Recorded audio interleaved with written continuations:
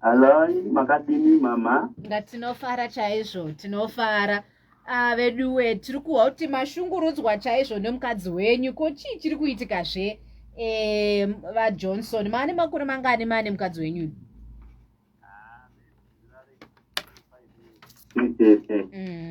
Saka pane kutambudzika kwatakamboita kumasoro muno, saka takangoti mai mwana chimbobatai apa mumborongawo zvemunoitawo kuti tibatsirane.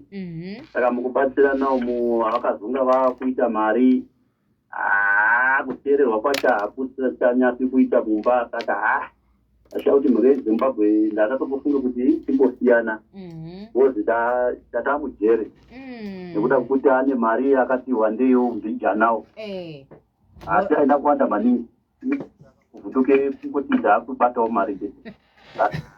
Saka mhuri yeZimbabwe munokatibatsirawo sei? Ndomurapa here kana kuti ndogara nemunhu wakadai? Kana muchiti mamujere haachabiki sadza kai? Taura hapana chichateererwa ba. Mungati pamuenzaniso here baba Johnson kuti musi wakadai zvakazodai? Tingati even zvinongoitika mukati mekugara ka isu varume tine mwoyo murefu, zvinozongosiya zvakadaro. Ngazotaurawo zvekuti kana kuti ndinogara ndibikirei hadi, kana kuti mutuma chaiko kuti ngatiite basa timbonosakura kumunda, kana kuti tiende pakati hapana chaari kubvuma. Anoramba achiti kudii? Neka ndezvako izvi handidi zvekunetswa izvi, ndezvako izvi handidi zvekunetswa izvi. Kana usingadi nezvangu nazvitaure zvakanaka. Ini semunhu waane mhuriwo vana tu hazviti kuti tirambe. Ungozongoite mwoyo murefu ungoti no problem. Ita zvaunoda isi. Ita kana kubika chaiko kana kuwacha ndingada kutozviwa chiro. Mukoma Johnson, ndine mubvunzo ndabvunza, mune hama here dzake dzamakamboapurochawo kuti mubatsirwe, kuti ndo zviri kuita hama yenyu zvakaita vana tete kana vazukuru kuti vabatsire mukadzi uyu? Nokuti ini hangu kuona kwangu anoda kuwana rubatsiro kubva kuvanhu vanomukanzela. Unhu hwakuita hwuziwo hwamai. Mamai anotonzwa nyaya iyoyi vanogona kutovhunduka, sezvamataura kuti vamwe vakadzi vazhinji vakabata tumari, hazvine kuti yakawanda, hazvine ndeyemusika, vanovhunduka mari, hana dzavo dzinorova kuti vonda kubata mari vazhinji vacho. Saka ndinokumbira musati mamuramba mombotanga maudzawo hama dzake kuti ndinokumbira monditaurirawo nemudzimai wangu uyu, nokuti unhu hwakuita kubva paaenda kubasa uchandiitira zvakanaka. But vana tete vacho ndinombavataurira sevanhukadzi vanenge vachiti pamwe majoka. Saka ndichatongotya sekubatsira kwamandiita kuti ndiite saizvozvo. Mr. Johnson, mubvunzano ndekuti imimi pane zvamuri kuitawo here muupenyu zvinoita kuti muunze mari kumba? Zviripo, tinongoita basa rekungotengesa-tengesawo. Kudzimwe nguva unokwanisa kutombochanzawo chitombonawo kamari, mari chete mumba. But zvino hazvitambiriki ende haionekwi mari yacho, because munhu kana ane mari yake anonga akutona seari shupa. Even atenge shuga chaiko chama responsibility yevana ndinoita, nependinokwanisawo nependinowanawo. Sababa. Nyaya iripo haisi yekuti maakufungidzira, musi maakufungidzira here kuti mudzimai zvaane mari yakati wandei? Pfungwa menyu hamuna pfungwa yekuti maakungoti sezvo ane mari achanditeerere here? Panyaya yecommunication yakamira sei? Pamwe mutaura nyaya dzenyu, muri kutaura sematariro maita kare here, kana kuti iko zvino maakutaura zvekupa enu order kana kuti command kuti ndibikire wacha izvi? Handizvo maitira muri kuita? Kana haupi command tinotaure mune zvakanaka, but dzimwe nguva panokwanisa kungoitwe rafu pasingafanirwi kuitwe rafu. For example, even kana kuwacha chaiko unenge wangoti handitore hembe dzangu ndiwache, dzimwe nguva akafarisa anokwanisa kungoti handipe ndiwache, todowacha ndiripo kuti zvidiro ndishore. Dzimwe nguva ungoti handiside ndiwacha ini usandinetsa. Saka pane zvimwe zvinhu, maexamples ekushungurudzika kwendiri kuchiita, kuti pamwe nezvimwe zvekuti kana kusvika chaiko kana kusvika plate hapana chiri kuteererwa.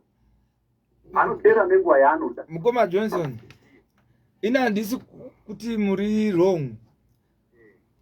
Dambudziko randaona rinogona kunge rakatowanda mudzimba dzakawanda. Imipo munogona kutobatsirikawo futi nemi kuti vakadzi vazhinji chinonzi mai nekuda kwesituation yataanayo, vakadzi vazhinji chero vana chaivo havachazivi kuti mai roho yavo ndeipi, nokuti dzimwe nguva isu tichikura taiziva kuti baba ndo vanoenda kubasa, mai vanenge vari paimba nevana. Ndo zvatakakura tichiziva. Vaiva vakadzi vashoma vaienda kupi? Mabasa. Isi mama edu akatokura akatoita diploma rezve kubika vamwe vachisona, asi pavakangororwa zvakanzi zvatodii, zvadhakwa, hakuchina uchandosona, hakuna uchandobika, chero vaiwana basa kuhotera ipi kwainzi gara paimba. Saka isu nenyaya yekuti isu tichitawo Michael Rice akauya anofanira kuti ateedzerwa, tizvirambe. But kune dzimwe dzimba imi zvokuti imi munoona mega kuti chero ndikamuti aende arege kuenda kubasa, mari yenyu munoona futi isingakwani kudii, haibalansi. But chendinokumbira nechekuti imi musaramba mukadzi musati mamuwanira vanhu vanokanzela. Vanhu unogona kufarisa, vanhu vaiva vanofarisa zvokuti dai maidongorera zvimwe zvimavhidhiyo zvinobuda zvevanhu vari pamakitchen party kwemusiri, munotokashamara kuti ndimadzimai here vari kutamba redhiyo zvokusvikapa. Asi imi muri mega hamutombonzwi nyanga achiteedzera redhiyo iyoyo. Vanhu ava vane kuita kwavo kwokuti kunoda counseling kuti vadzoke kuita mai vemumba. Mubvunzo ndada kubvunza ndekuti imimi pamaimboita mari sababa, maitora mari yenyu here moisa apa patable moti madam ndo mari yatawana nhasi iyi, saka ngatichironge kuti toishandisa sei? Ndo zvamaiita here sababa? Mr. Jameson. Ndofunga foni yavo yabva yadonha. Rega atedze kuvafonera Mr. Johnson futi 07191040. What's your analysis of this situation? Do you feel as if there could be more to this discussion than what we are hearing so far? Do you feel as if indeed madzimai tine dambudziko kuti kwai tikatanga kubata mari hamino zvatinoita kwai tinotaka kuvhunduka? If you're listening in as a woman who works, possibly even making more money than your husband, what is your take on this? Chii chinoita kuti tinzi isusu vanhukadzi kana tikatanga kubata mari tinoita kakuvhunduka mari? Vakabondo munotendavo here izvozvo kuti kwai isusu vanhukadzi kana taakushanda tinoita kamwe kakuvhunduka mari tobva tatanga kusahwisisa? Uyezve zvichibvepi izvozvo? Mashoko ataurwa epfungwa dzaminista. Mari vanogona kunge vaitobata mari yakawandisa madzimai achiri kudzimba dzavo kutopinda iyo yavakuwana iko zino. Vamwe vacho vanogona kunge mukatasa madzimai mazhinji anogona kuchengeta mari zvokuti mukatoenda kutovatsaga izosoka mogona kutoshamisika vane mari yakawanda yatisina isu varume anomuwanaka. Saka ndingati kuvhunduka mari, asi nyaya iripo ndekuti varume vazhinji vakaona vakadzi vakushanda akuita mari yake, you feel threatened, and anenge akufunga kuti mukadzi akumuchallenja. Handi muri kuonaka nekuti mukadzi aita mari, ende vakadzi vazhinji kana vakuenda kubasa mari dzavo vanodzishandisa zvine musoro. Handi muri kuonaka vanoshandisa mari dzavo zvine musoro. Ndambokudimurai here? Dimurai zvenyu. Ndine shoko rekuti imi muri kuona sekunge murume ari kufila threatened, but iye atsanangura kuti kumashure kwomukadzi uyu aiteerera. Ukaona uzotaurwa pane change yavapo after munhu ava netumari.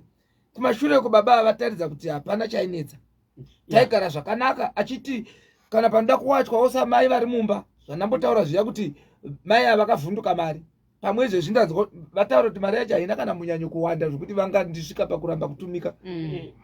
Ndo pandadzoka paya pakachiti zvimwe zvacho manje tisi tinogona kunge tisi takazvitanga. Mubvunzana nabvunza wangu asina kupindura kuti baba pavaiita mari vaiisa mari yavo apa here, vobva kuti madhamuka ngatironge pamwe chete nemari ipi baba havana kuti vanoda mari yemukadzi. Aiwa chimbomirai, tinoda kutasa zvinokonstituta imba. Tati vati vanoda mari here apa? Rubatsiro rwavo varuso havana kuti ndoda mari yamai. ipana naye mukana zvakutsvaga pane dambudziko kuti pavainge vane mari babavo vaiunza mari kuti mai ngatironge pamwe chete nekuti iko zvino zvinoitika ndezvekuti nyaya inogona kutangira pamari kuti mai vari kuita mari yavo votenga zvavanoda havana kuudzawo baba kuti ndatambira mari mari yangu yakadaibvunza ini ndiri mubhutsu dzakoma Johnson vasipo mukoma Johnson vari kuratidza kuti mai ava mari yavo havane nayo, vane yavo shoma. Koma Johnson vatoti ndinototengawo ndichibhadhara maschool fees nechii nekutenga zvinodyiwa mumba vanayo. Mai ava yavo vanayo, haina unzi ndipei. Chashata ndechekuti havachateerera murume nokuti vangovaone yavo. Ino zvainotenga hazvina kunzi ngaitenge zvazvomba. Asi dambudziko racho mari nzwa kuti riri kubva papi? Pakuchimari ichocho. Pakuti mai vari kunzi vakuita mari yakati wandei. Vakuona, ivo vari kuona seyakawanda. Aiwa, mari yavo yawanda kupinda yababa. Ndo dambudziko kutaura kwavaita baba vati mari yawanda kupinda yavo baba. Ndo zviri kuonekwa namai nobva vavhunduka mari. Saka mari yavo kaza yawanda baba vakuona kuti panapa mai zvawaita mari ndabva mahwani nokuti haachatumika. Kazi kana munhu akushanda ka inzwai minista, kana mudzimai akushanda akagara pamba neari kushanda vakatosiyana. Hapana ari pamba. Tese tiri kubasa. Ndimomirai mai kana vari pamba, madzimai ari pamba anogona kugeza na 12. Handiti ka? Kana kuzogeza kuma 4. Zekunyatsokudzigadzira kumeso. Asi sana baba chii chinoita kuti tifunge kuti mudzimai chaiye ari pamusha kana iye akuurawo mari angabva atiza mukana wekuti tivake tose? Chii chinoita kuti sana baba tifungire kuti mukadzi kana akutambira mari yakati wandei haachahwisisi? Hakusi kufungira sisi Folaki. Kutoona chatonetsa ipapa deta vari paline taitobvunza bosi zvinogona kutochinja even dressing code. Akushanda ka? But kana uchishanda unopfeka zvinoenderana namai. Kupfeka kwomusikana Folaki kunofanira kusiyana nekwamai mufundisi mada. But mai mufundisi kana vari kuchechi nekunopamba vanopfeka zvakafanana here. Ndati izvozvo zvinofanira kusiyana. Kana ndotaura kuti waimbobika sadza manzwa vachikomberena kubika kuti unombouza mukadzi wako zvinotumwa mukadzi ere kuti baba vari paimba vanda kubikirwa chikafu. Minister iwo woti mai vaigara pamba vasati vakushanda. Ndambokuregai muchitaura. Taurai. Ndati zvinotumwa here mai vane dziri panzvimbo vasina kuita mistake yokuroorwa vasati vafunga kuroorwa kuti baba vanofanira kubikirwa chikafu. Tine rudzi rwedu rwechivanhu rwekuti hazvitarisirwi kunzi ndachanyirwa nemashamwari yangu nehama dzangu dzemumusha nedzekwakewo ndowanikwa ndiri kuchekera muriwo mai vari paTV kana vari pafoni vachita iwo zvotoita saizvo zvakakodzera. Pamusoro ivedari pamusoro iyoyo nyaya iyoyi yamaunza inondinakidza iyoyo. Nakirwa mambotaurazve vamada muchiti nemarights akavuyaya ndosaka madzimai akuinda kumabasa. But imi mukanyatsozvitarisisa chivanhu chedu pasati pauya varungu, varume nevakadzi vese vaenda kumabasa. Izvi zvekuti mukadzi unogara pamba achirera vana izvi as a woman who is not, let me say, gainfully employed is a concept that came with colonialism. It is not rooted or embedded in our African culture. Ndaenda kudivi mbichana asi ndoda kuidzosa nyaya iyoyi nokuti imataura muchiti kwai marights ndoaita kuti vanhukadzi ndionese ndikokuonesa tinoda kubetserana because mukataura muchidero kuti kwai kuenda kubasa kwemukadzi kurashika kuita kuti vakadzi vanetsi, and yet in our culture women worked.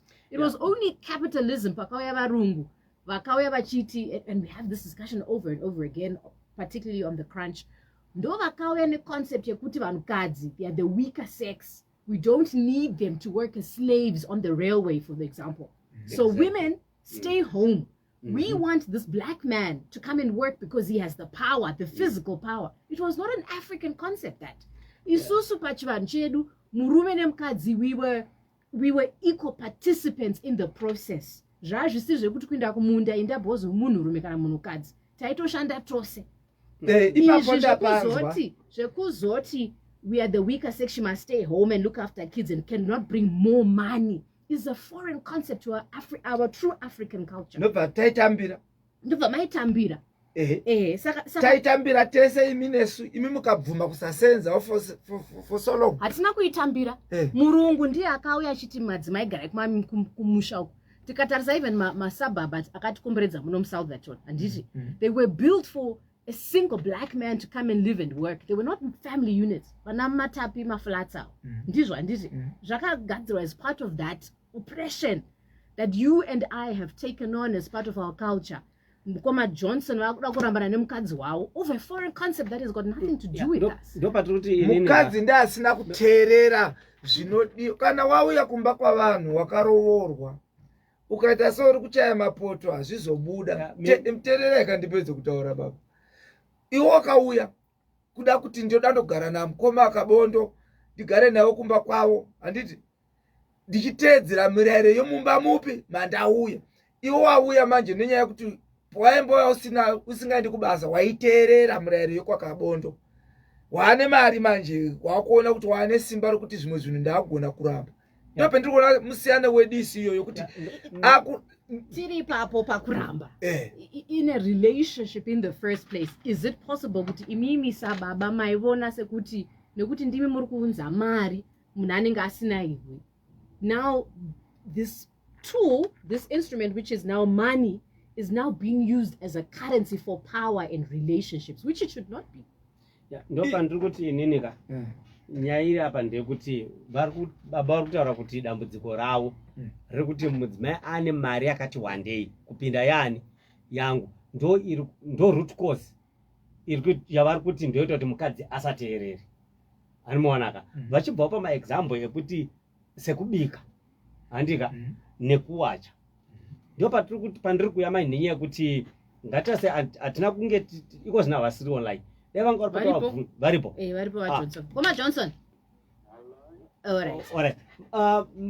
Madam venyu kana vachiuya vanowanzosvika nguva iyi dzavanobva kubasa vachiuya kumba panosvika 6 o'clock because he self-employed but anouya nguva yaanoda kunyatsaura haiti unopondwa nemasosi nguva inei haabvumi izvozvo. Okay, yeah. Ndo patinoda kuti tese kana muchiti maikabondo apa varikuya nguva yavanoda. Alright, tikatesa kuti iko zvino business kune vanoita tuma business kwavo tombotora example mavenda time yavanoita mari ndo inenge ichibva vanhu vazhinji kumabasa ndo between 4 and 6 ndozvavamudzwa kuti vende tikutaura kuti batsirai ngoma Johnson mudzimai haasi vende hanzi vari kuzviitira but haasi vende basa ravo rinanzi na 6 ndofana ngwawo mupi. Yeah, but business achinogona kunge riri kuningirikina Vakabondo's point still applies to say whilst ari rules amuri kuseta imimi, the circumstance requires perhaps a different conversation between you husband and wife.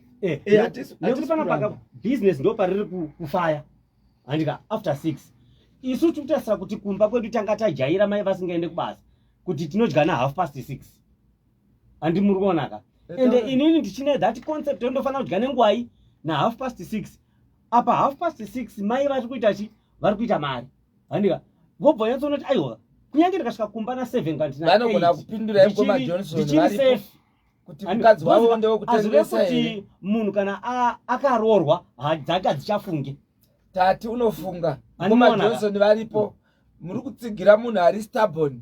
Haasi stubborn mukadzi ari stubborn because ashanduka zvinhu zvaifanira kunge achienda kubasa akapuwa mutemo avapengi ngoma Johnson avapengi but chitererai vakabondo mataura ndakanyarara. Mukadzi uyu achienda kubasa vakatoudzwa kunzi basa redu rinotanga na 6 tichipedza na 3 kana tichipedza na 4 nobva ateedzera mafirst days nokuti waida kuteerezwa kuenda kupi business anga satakura imi mukadzi akuti nokuti yapo but also vamada fine kuda ngati vapinze muconversation koma Johnson fine marules anogona akapuwa kutanga kwerelation but unzachinja kapo mai vakutounza mari wanzwa ire language yanzu vanopedza anti mambo mamushipuda upuwa mukana upedza kana tiri kutenda kuti zvinhu zvachinja. Is there also no room for us to consider that maybe even some of those rules might also need to adjust? Does it work for us to be stuck in rules we set at the beginning of the relationship where things are different? I'm playing the devil's advocate here. Because I asi wazwa ire mhinduro yaanopa kana audzwa kunzi ita zvokuti kwanzi unoti kana usingati senane munhu ane dzakakwana chaichaiye munhu ane dzakakwana unodi hakuna munhu ane dzakakwana yekuti akaudzwa nzi wanonoka kuuya obva tindirambe mukaona tasvika Kwanzi ndo azviitike zvaanoita. minister Kwanzi Kana dzimwe nguva mukaona tasvika wazwa ere ipapo ka. tererai mudzi wakabondo. Mukoma Johnson, mukadzi wenyu uripi? Zvingave zvakanaka tiwewo divi remudzimai wenyu, nokuti une vamwe vanotiwo kazhinji mukaona mukadzi achiti kana awana mari unotanga kuita mamwe maitiro akaita seamuri kutaura nezvawo. Tinohova vamwe vachiti kazhinji mukadzi yeye anogona aive akadzvanyirirwa kare asati ane homwe, nekuti murume anenge achiti hakuna kwaunoenda, hauna mari anonzi akushanda, anogona kuzomera confidence yaaive asina mazuva ekuti anenge akasungirirwa pamusha.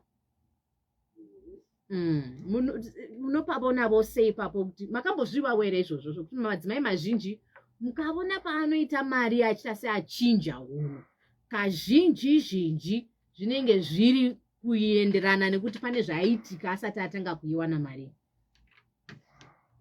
Zvakanga seizvi munokwanise kunditaurira. Mati Tikasawane mari. vamwe vanoti pamwe anenge achiona seanoshushwa nomurume, kana kuti murume anopota achita musikawa achirwadzisa mukadzi wake. Aide musikainzwa manje. Yemurume here?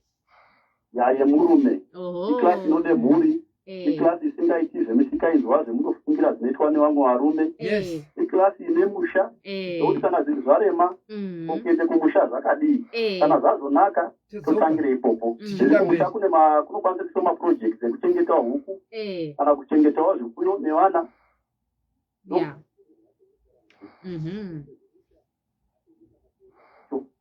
Ndakati kana usingadi kutere zvinotaura zvingade kuti uende kumusha titangire ipopo because munomacho upenyu hwacho hunopota huchirema. Aripi mukadzi wenyu Mukoma Johnson, tingamufonera here?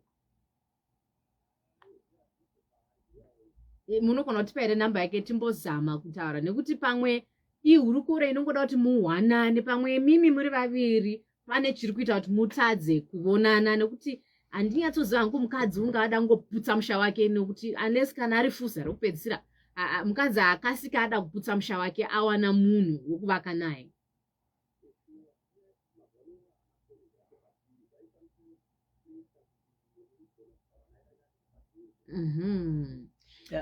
Mubvunza ndekuti pavanoitira basa padhuze nepamba here kana kuti vari kure nepamba? Zvekuti pavanenge vari pabasa, pavanononoka kupedza basa, munogona kutoenda motovaona kuti vari pabasa here? Pabasa vanogona, ndogona kumboenda hangu ndichisvika varipo. Hapana pamakambovashaya here? Handivashayi.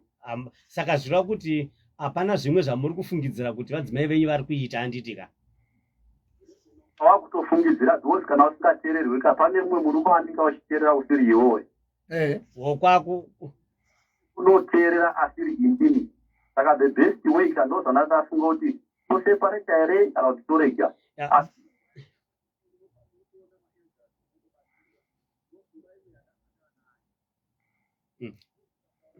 Vakadzi vese vangofanana. Vana sekuru vake. Inini nyaya ndikuona ndeyekuti mukada kuti mubatsirwe nyaya yenyu mune pfungwa yekuti muda kumuramba, hazvibude. Zvobude kuti ndachifunda kuramba haachadi kuramba. Hazvibude bhozi imimika kana muri kuda mhuri yenyu munoenda muchida kubatsirwa kuti mhuri ienderere mberi, handi muri kuonaka. Saka pfungwa dzese dzatinogona kuti tikupei kana dzisina kurerekera pane zvamuri kufunga, munogona kusanyatsobatsirikana zvakanaka nekuti munenge mune pfungwa dzimwe dzamuinadzo. Saka ndosaka ndikuti ininika pavanouya nemari yavo, pavanenge vatengesa vaita zvinhu zvavo basa ravo vauya nemari, munoronga pamwe chete here sababa naamai muri mumba kuti mari yatawana nhasi ndeiyi, saka toita zvipi nezvipi?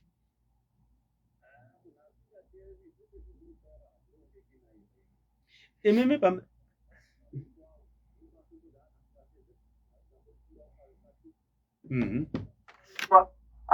mari dzechikadzi kana kunyaende kudarire chiwanhu chaiko chaiko murume anokwanisa kuitawo zvaanoda nayo, kana kusatotenga kana shuga chaiko chaiko mune vana ndotozotomhanya asi tisingati ngaatenge basi zvaizi kuti tibatsirane kuenda kwaakaita.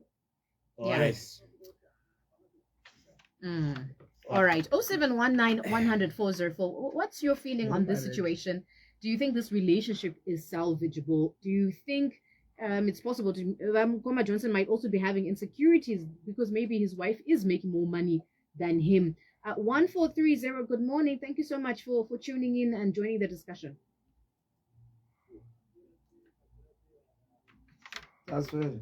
ndomunhu wakadzi chaiwewo uri kutaurwa iwowo kuti akangoita mari chete especially vanenge vasanyanya kufunda zvokuenda mberi maningi ava vamwe vacho vanoneta ivava handisida vanenge vanhu vakazobva kumaruzevha obva vapinda muno muharare obva itange ndiye akatoberekerwa muno muharare vanoneta vanotanga kutaura zvakawanda kana izvi zvokutotaura vanotaura kuti haa handikale nemunhu asingaende kubasa kana kuti handikale nemunhu asina kufunda kana kuti handikale nemunhu asina mari chichi vanenge vakutaura tunhu twakawanda inini kwangu ndakambosangana nazvo izvozvo anototaura kuti haa nyama idyiwe everyday asi anenge achienda nekunana chikeni ini kunana pita ino anenge abva ikoko adya otaura kuti kumba haa nhasi ngatimboidye zvemavheji kana nhasi ngatidye nemukaka iye anenge akatodhakwa nemari adya pamwe abva kwaanga achigocha zvake aakungotaura kuti haa panapa hapadyiwe nyama everyday pana tumwe tunongotanga kutaurwa tumwe tunyaya tumwe toongoratidza kuti haa munhu ndeechi ndeane mari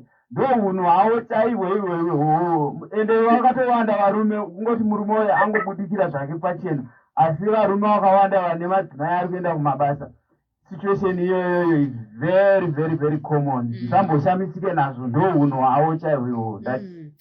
Hanzi baba vari kutown ana mai ndivo hanzi baba vari kutown ana mai ndivo vaibata musha wese vachiona kuti zvese zviri kufamba baba vachiuya paweekend. Women have always been working. When money is not bringing in harmony, it means my attitudes nema actions ndo anenge ashanduka.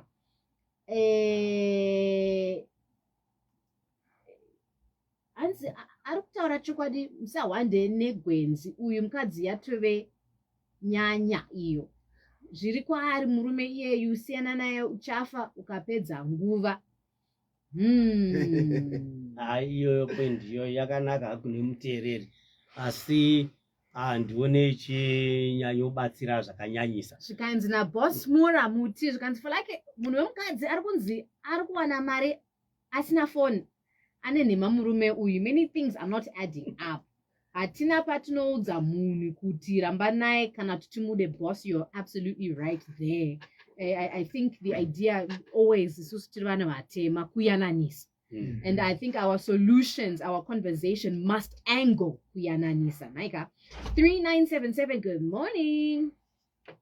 Always work harder than men, even in a traditional setting.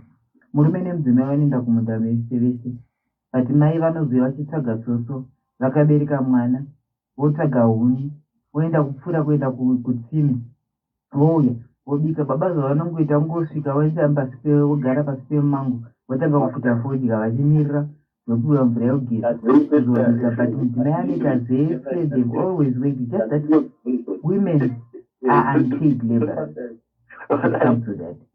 Saka zvokuti varikadzi vanosenza is not a new phenomenon. Zvinhu zvagara zvingoripo. Just that madzimai anosenzera for unpaid domestic labor. They are just unpaid domestic labor. Sisatamboenda kumwe kwese kokuti mukadzi asatara mari yakawanda. By any stretch of imagination, if domestic work was paid, women would always have earned more. And thank you so much for that. Again, this is also another Western concept that we have taken in and embedded in our culture. How tragic is that, do you think? You can see, for like, haangatadze kutenga pane share shikapu haangatadze kutenga phone hanzi pane nyaya. This is the second person who's highlighting this phone issue kuti pane nyaya isiri kutaurwa. Ndosaka tanga tambozama kuti tiedze kutaura namai Johnson tichihwavo ravo divi chuma pamufako toyananisa sei baba namai Johnson kuti vahwanane panyaya iyi. 6629, good morning. Nyaya yomukadzi uyu tichida kutaura chokwadi vakadzi vakawanda vakatanga kuenda kubasa vari very stubborn vanotora murume kumutarisira pasi hongu variko varume vaigona kunge vachishungurudza vakadzi mukadzi asati akuenda kubasa asi nyaya iyo iri kunyatsotaurwa zvakanaka kuti haana kumbobvira amushungurudza handiteka toya 2 mari yacho yaakatangisa bhizinesi yakabva kupi nekuti uyu mukadzi anga akagarako anga asingashandeka akapiwa nani mari iyoyo ndo pane mubvunzo wekutanga kana yakabva kumurume ichirotika murume ane chido nemhuri yake kana yakabva kuhama dzemukadzi havaigona kumupa mari yekutanga bhizinesi vasati vautaura nemurume uyo mukadzi utaura chokwadi ari rudo nekuti wakaona achizi anoramba kuenda kumusha ada kugara pai pamwe imba yacho wakada kusitarisa muguta mavari kugara vari kutoloja ende bhizinesi eti anytime rinogona kungonzi bhizinesi irorapa chisina zvinhu zvaflad handiti achada kudzoka kumurume waari kutsinyira iyeyi pamwe murume yanenge akumusha uyo mukadzi uyo hazvitamise pamwe ato ane boyfriend ndochokwadi chiripo nekuti hachiri kunyeperana kana mukadzi akanzi nemurume 6 gadzi chai apamba iye anofanira kungoti 6 gadzi chai apamba fusto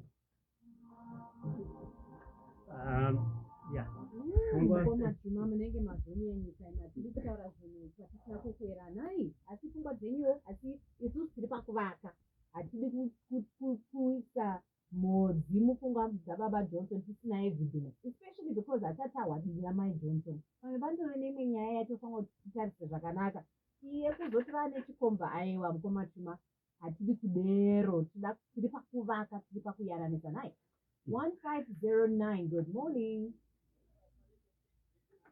Unfortunate these things happen, but I have to agree with the other gentleman I don't know what it is about once a lady begins to make money or once she feels like she is capable of being a breadwinner in the house, that she feels that there is no longer a need for a man, or what the man has been doing all this time is worth nothing to her anymore. It's a sad situation and it's more common. I know that would like to defend the lady, but it's so common. Women do that all the time. If she gets a job, a better paying job, you're in trouble. If she starts making money, even if she had been working for, suddenly some good fortune, she started running a business, making money. All the support that the husband was giving is no longer recognized. It's an unfortunate situation, but it's true. For this gentleman, unless the woman, unless they do some serious prayer, and try and address these problems. Otherwise, I'm sorry, the woman is long gone. Sisters, where are you? I need you ladies to come through and you know, let's try and help this relationship. Kuti papano gaskase tikupuwa mbiri isusu madzimai kuti tikangoita shedu shmari tachagona kugarika nesu. Is this true? Which is interesting because again, going back to the original Ubuntu, we were always working. We were always breadwinners with our men. So how do we go back to an understanding of ourselves as a proud black man? This is what my question is.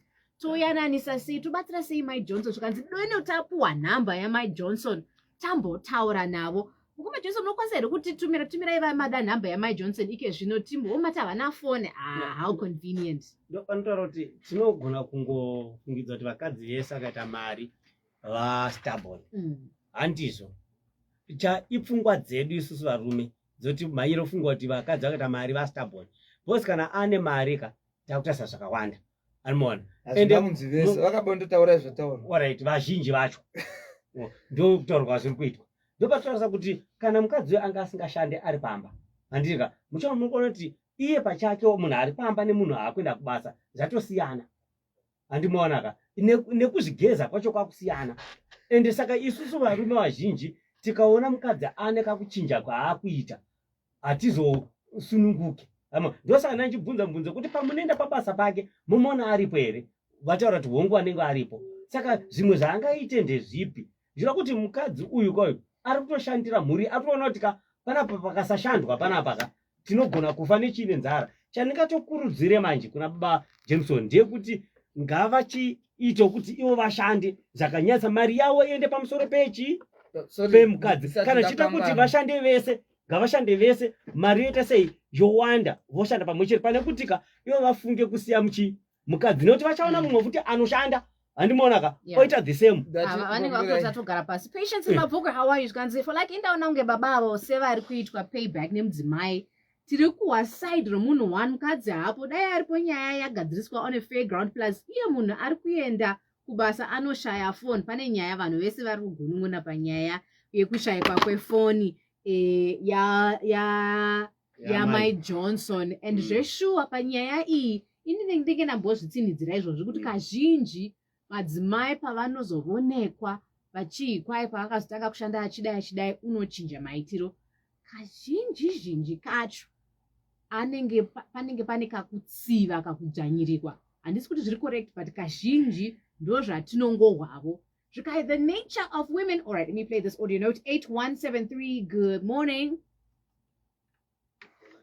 Hello. Logist akastada kare vakauya netemu yekuti hypergamy, ichireva iyo kuti mudzimai will always want kuti ange achifambidzana kudanana kana kuti kuroorwa nekugarisana vachidanana nemurume ari more successful than iye. Saka mukadzi akatongotanga kutongoita mari yakawanda kupfuura yemurume chete. All of a sudden, immediately nature yake inobva yatomuudza kuti this is wrong. That attractive murume yeye ane mari shoma pane yake, anenge akutoda murume ane mari yakawanda kupfuura yake. Yeah. The nature of women. Again, I dispute this. I'm also playing the devil's advocate here. All these theories, again, were developed from a Western phenomena. It's also in our culture where we're not driven by money. Yes. And success by definition of money. Taita says Savano Vatema. Again, I hear you, but my philosophy, let's go back to the original African. How did we understand the roles in a relationship, in the dynamic? I suppose, yes, women will be attracted to a hunter, to somebody who she knows can look after, can hunt. But don't forget, women could also hunt. So that changes the argument.